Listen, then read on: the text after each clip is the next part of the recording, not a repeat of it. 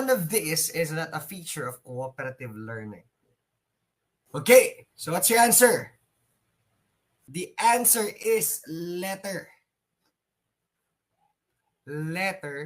Saan na yun? Nawala na naman. Letter B. Group accountability. Ulitin ko po. The answer is letter B. Group accountability.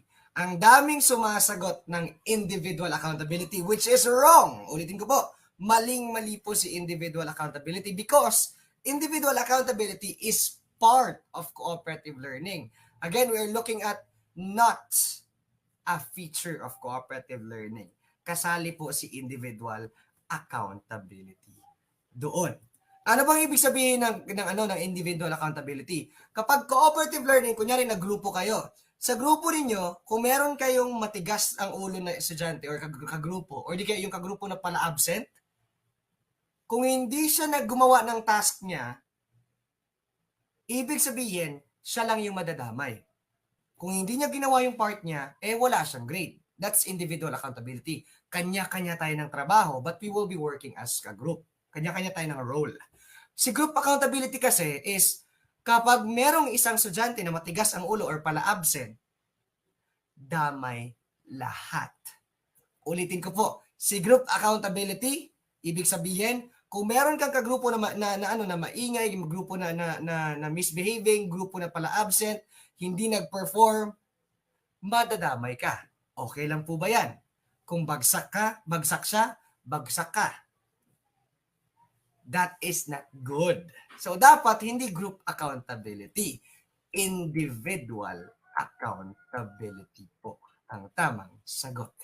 Okay pa? Ulitin pa. Okay na. Kabado kasi wala talaga ako nakikita, sir, same answer.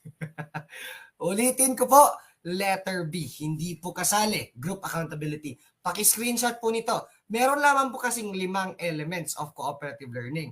Positive interdependence, individual accountability, group processing, social skills, and promotive interaction.